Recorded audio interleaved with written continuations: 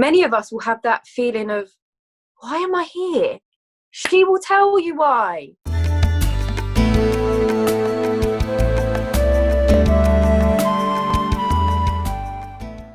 Hello and welcome to the Aya Life. I've created this space to allow discussions to be formed on topics and areas of life that are often misunderstood. And what I hope for this to do is allow new connections and deeper understandings to be formed with our truth and the truths of the world and who we really are. So in this very first episode, I've got a guest with me called Jodie Darling, and she's a Kundalini yoga teacher and also a holistic massage therapist. So thank you for tuning in, and I hope you enjoy the episode. And on this first episode, I've got the lovely Jodie Darling with me. Whoop, whoop. Hiya. Yeah, the person that inspired these talks. So it's cool to speak to you first. Oh.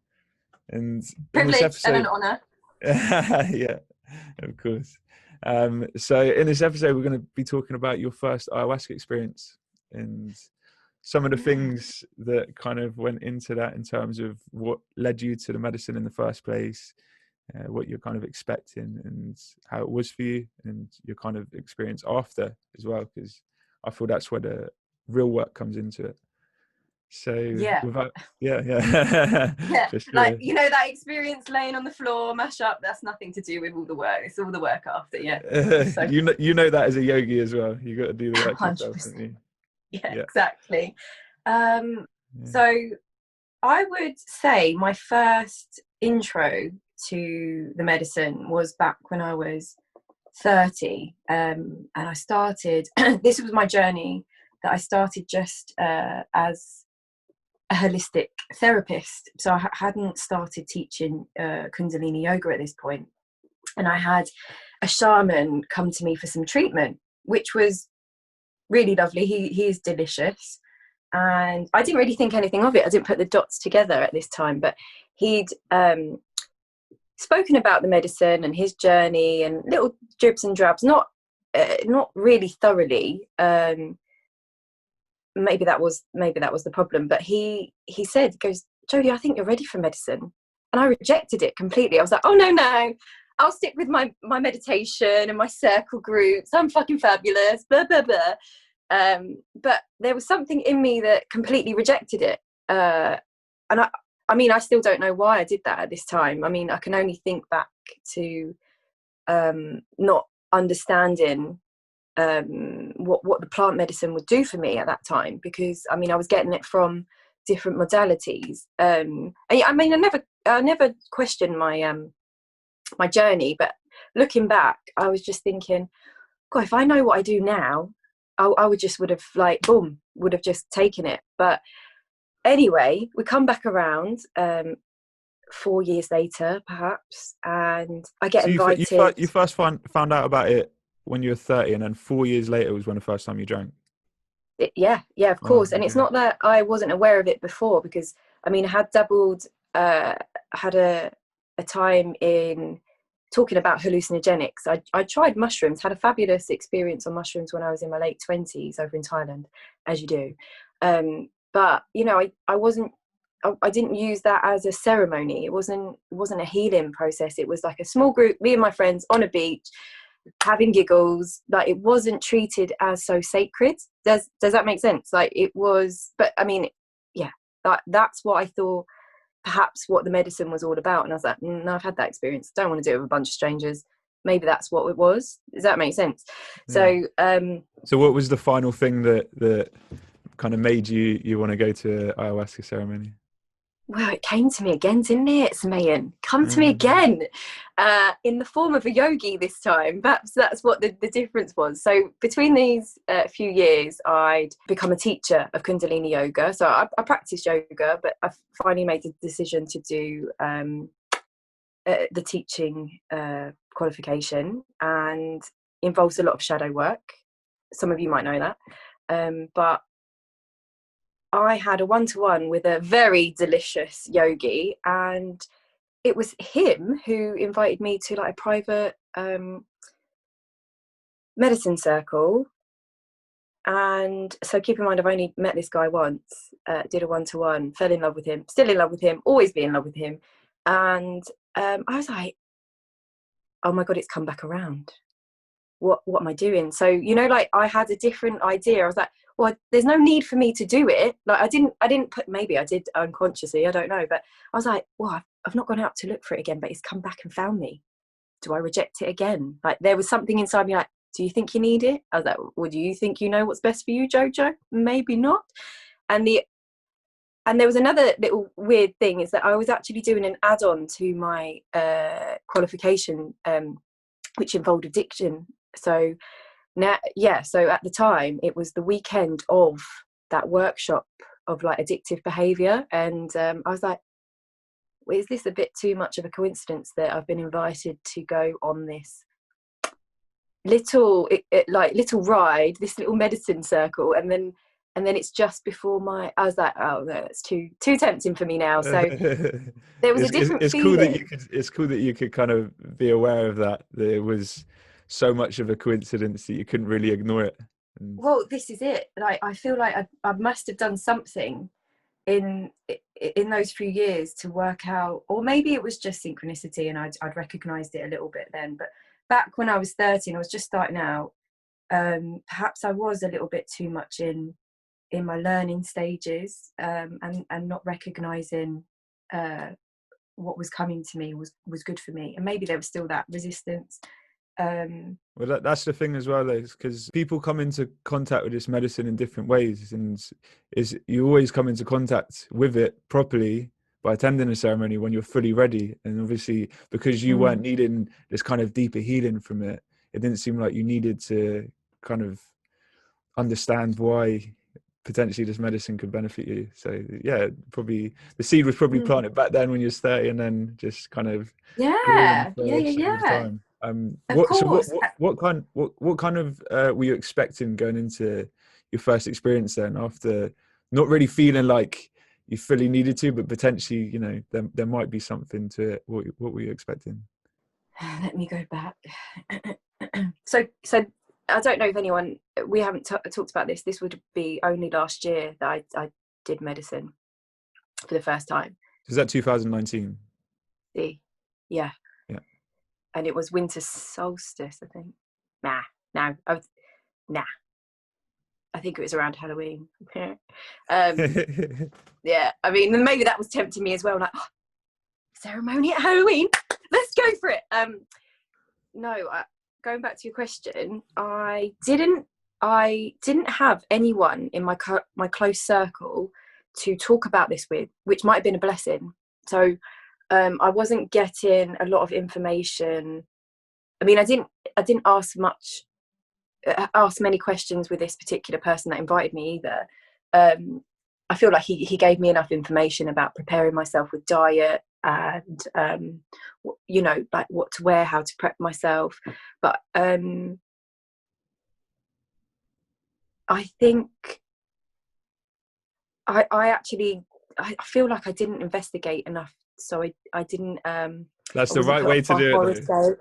though. Yeah, like instinctively I thought, you know what, I was saying to myself, I was like, do you know what, Joe, just go. I mean, because I'm used to doing a certain type of ceremony with yoga and healing circles and stuff, and I thought, I ain't gonna take this shit if I don't want to. I'll just sit there and sing songs. What's the big deal? Like, that's what I was telling myself. I was like, actually, if there's a little bit of hesitance on the day, all you need to say is no thank you and just leave. And that's how I got myself there, actually. I think I was like, no one's forcing you. If it doesn't feel right, it doesn't feel right. But actually I didn't really know what to expect, Semayan. I absolutely knew that I think I knew it would just come from the medicine. I don't think anyone was going to tell me about my own individual experience. I think I knew that inside me. That's cool that you was already kind of on that wavelength, because for me it was like the complete opposite. I probably researched too much, and you start comparing your experience with other people's experiences, and kind of the thing that I've learned now is not to expect anything. As soon as you start expecting something, it's always going to be the complete opposite. Yeah, she's like, well, you think you know, buddy, let me tell you. Exactly. So obviously not expecting anything, that's definitely the way to go about it. Yeah. So how did it end up kind of being for you then? Your actual first experience, what was it like? Magnificently menacing. I don't know how else to describe it. What I struggle with, I think, is what she gives you to experience. So when I say she, the mother of medicine comes in. Sorry, so this higher power, or this influence, let's call her, she comes in, and I probably have a need to control things, or have the way my brain works is like, well, I can sort of prejudge everything that's going to happen, and that gives me sort of some sort of safety. Am I making myself clear? Like, I'm quite a, like, if everything's the way it should be, well, Jodie's feeling safe, and this is the way it should be, and this, and trying to keep things in my control. That everything that I control, I can try and control. Now, I feel, in a nutshell, what she did was, I'm going to mash you up, so you're in no control whatsoever. And what I mean by that is, I had no physical control over my body, so I completely had to surrender. I mean, that's not taking away the beautiful experience of all the visualizations and stuff like that. For me, knew, I was like, oh, I'm there singing songs, words coming off of paper, and all of a sudden I was like, okay, I can't actually, I mean, without this, the singing, and I have no control. Like, all of a sudden, I just had to lay down, and I was like, do you know what am I resisting? Like, honestly, a little voice come in and was like, what are you resisting? What is the problem? Like, what do you need to be in control of? And actually, a friend in the circle said to me, all I remember of your first experience, Jodie, was that you were in child's pose, mash up on the floor with a little smile on your face. I was like, that's how I felt. At least you had a smile on your face. I was like, I just was experiencing something. What I think she did, and I think what she does on a lot of first times for individuals, is takes you in, gets you to have a little look and go within and surrender. And that was very apt for me. Like, I was like, no, fuck it, I'm gone, that's it, boom. And once I'd allow that, I was like, I'll be able to get up in a minute. This won't be forever. That's what I'm telling myself. Like, this little tiny little voice that comes in and goes, well, this won't be forever. This is probably the worst of it. Every time I said that, it got worse. I was like, I'm getting attacked by my earrings. Jesus Christ. Couldn't do anything about it. I was like, oh my God, I think I'm going to get strangled. I mean, who goes to a ceremony with massive big hoops? I mean, I thought I was, just dressing up and whatever. So yeah, that's my thing. I don't wear any jewelry anymore because I might be attacked by it. But, it was a good experience to try and hold myself and really just go into the deep, dark realms of hell. That's where she took me. But without a sacred ceremony, and what I mean by that is, like, without the space being held by a shaman and like-minded individuals, I wouldn't have been able to experience that beautiful disaster.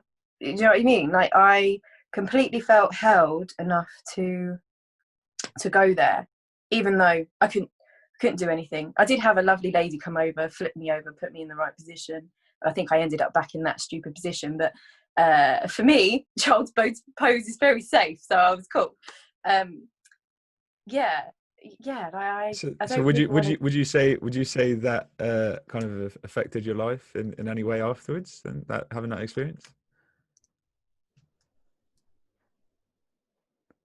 Like, were there any lessons that you could kind of apply into your day-to-day life, maybe? Well, the training the week after was very interesting, as you can imagine. I would say, well, the addiction training course that you was, yeah, the addiction training, and funny enough, the lovely instructor had mentioned that she'd just done ayahuasca. Like, I was like, there you go. I want to talk to you about it, but I don't want to talk about it in front of all these people and like take the magic away from it. Because that's another thing, like you want to digest your experience as well, because things come to light the more you leave them to settle, I think. So that week was interesting because that experience brought me back into my sort of addiction, or my addictive personality. And I think I got to see a different type, or I got to experience a different type of relationship with my yoga again.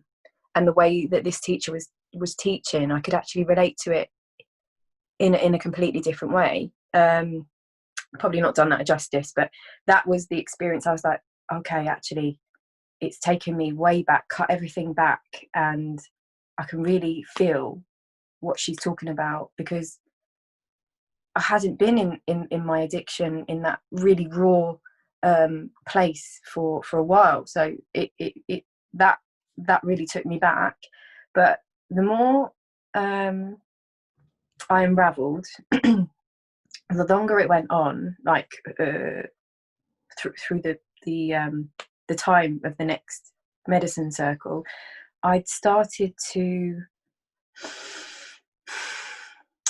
find my voice. I'd actually realised that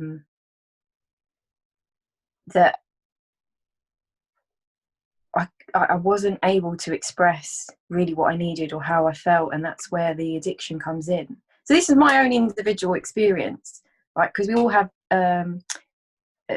things that we, our shadow we hold within ourselves. And I think for me, the need to control is because I'm not able to express myself. Well, I am, but I think my experience had been I wasn't being heard.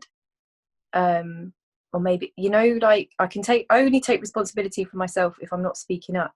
But if I'm speaking up and it's not being received or heard, then actually, what's the point of even speaking up?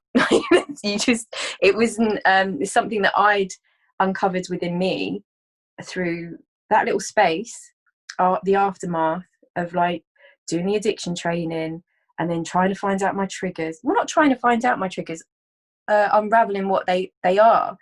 And I mean, try and shut me up now. I don't care if you understand me or not. I'm going to say exactly how I feel, and I feel like I'm loving and mature enough to say it without complete aggression or the need for justice or anything like that. I'm like, okay, I feel like that's what's helped me use my voice. And if someone doesn't understand, that's okay as well.